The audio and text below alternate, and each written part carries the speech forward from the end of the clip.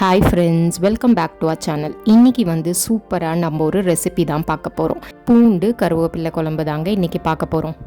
இது மண் சட்டியில் செஞ்சிங்கன்னா ரொம்ப நல்லாயிருக்கும். மண் சட்டி சூடானதுக்கப்புறம் ஆயில் ஒரு டேபிள் ஸ்பூன் ஆட் பண்ணி பெப்பர் கொஞ்சமாக ஆட் பண்ணிக்கோங்க. ஆட் பண்ணிவிட்டு 2 கைப்பிடி ஃபுல்லாக கறி லீவ்ஸ் ஆட் பண்ணிக்கோங்க. ஆட் பண்ணிவிட்டு லோ ஃப்ளேமில் வச்சு நல்லா ஃப்ரை பண்ணுங்கள். இது கண்டிப்பாக ஒரு 3 to 4 minutes ஆகுது ஆகுங்க. ஃப்ரை பண்ணி இந்த லீவ்ஸ் எல்லாம் லைக் நீங்கள் ப்ரெஸ் பண்ணிங்கன்னா உடையணும். அந்த மாதிரி க்ரன்ச்சியாக இருக்கிற அளவுக்கு ஃப்ரை பண்ணி எடுத்து வச்சுக்கோங்க. ஃப்ரை பண்ணுறப்போவே அப்பப்போ செக் பண்ணி பார்த்துக்கோங்க. எந்த ஸ்டேஜில் லீவ்ஸ் எல்லாம் இப்படி நல்லா உடஞ்சி உங்களுக்கு அந்த சத்தம் கேட்குதோ அந்த பாயிண்டில் ஆஃப் பண்ணிவிட்டு இது ஒரு பிளேட்டில் ட்ரான்ஸ்ஃபர் பண்ணி வச்சுருங்க. இது நல்லா ஆறுனதுக்கப்புறம் நம்ம மிக்ஸி ஜாரில் போட்டு பொடி பண்ணி வச்சுக்கலாம்.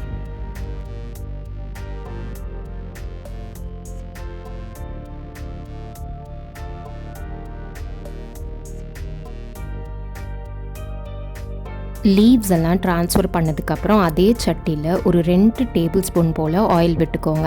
ஆயில் சூடானதுக்கப்புறம் கொஞ்சமாக வெந்தயம் போடுங்க. வெந்தயம் கொஞ்சம் பொரியிற ஸ்டேஜில் கடுகும் ஜீரகமும் ஆட் பண்ணிக்கோங்க. மெஷர்மெண்ட்ஸ் எல்லாமே நான் வீடியோவில் கொடுத்துருக்கேன்.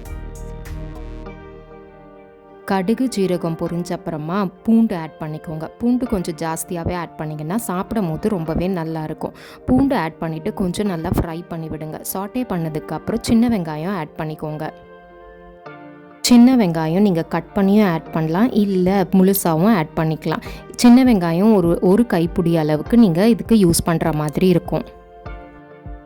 இப்போது கறி லீவ்ஸ் ஆட் பண்ணிக்கோங்க. கறி லீவ்ஸ் ஆட் பண்ணதோட கொஞ்சம் சால்ட் ஆட் பண்ணிக்கோங்க. சால்ட்டு நம்ம டேஸ்ட்டு பொறுத்து தாங்க, உங்களுக்கே அது அளவு தெரியும். அது அளவுக்கு நீங்கள் ஆட் பண்ணிக்கோங்க.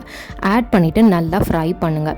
இப்போது கொஞ்சமாக பெருங்காயம் ஆட் பண்ணிக்கோங்க. பெருங்காயம் ஆட் பண்ணிவிட்டு நல்லா வதக்கி விடுங்க. இது குக்கார டைமில் நம்ம ஃப்ரை பண்ணி வச்சுருக்க கறி லீவ்ஸை பொடி பண்ணி எடுத்துக்கலாம்.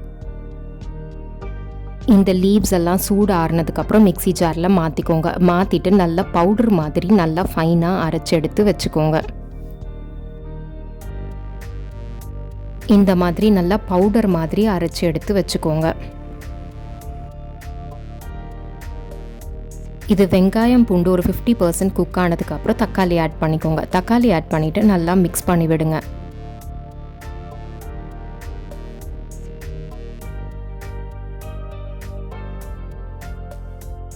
தக்காளி கொஞ்சம் வணங்கின அப்புறம் கொஞ்சமாக மஞ்சத்தூள், அதுக்கப்புறம் சில்லி பவுடர் 1 டேபிள் ஸ்பூன், அதுக்கப்புறம் கொரியாண்டர் பவுடர் 1 டேபிள் ஸ்பூன் போல் ஆட் பண்ணிக்கோங்க.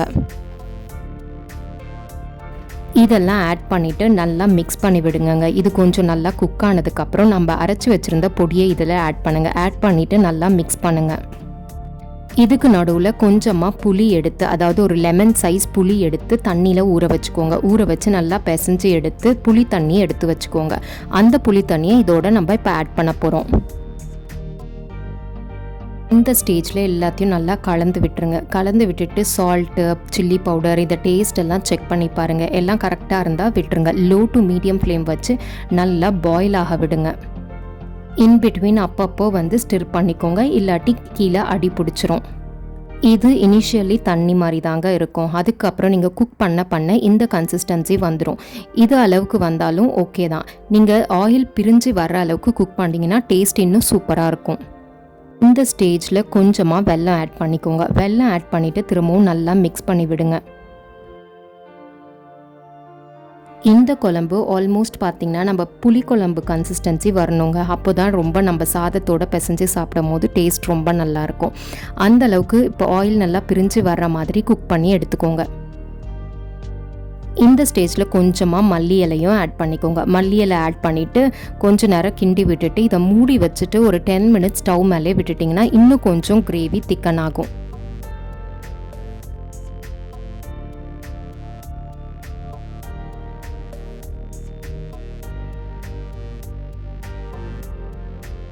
இந்த குழம்பு நம்ம செஞ்சுட்டு ஒரு ஏர்டைட்டில் போட்டு நம்ம ஃப்ரிட்ஜில் ஸ்டோர் பண்ணி வச்சா 1 week வரைக்கும் கூட யூஸ் பண்ணிக்கலாங்க.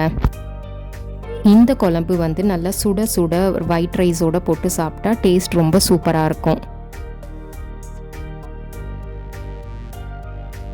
கண்டிப்பாக இந்த ரெசிபியை ட்ரை பண்ணி பாருங்கள். ட்ரை பண்ணி பார்த்துட்டு எப்படி வந்ததுன்னு எனக்கு கமெண்ட்ஸில் சொல்லுங்கள்.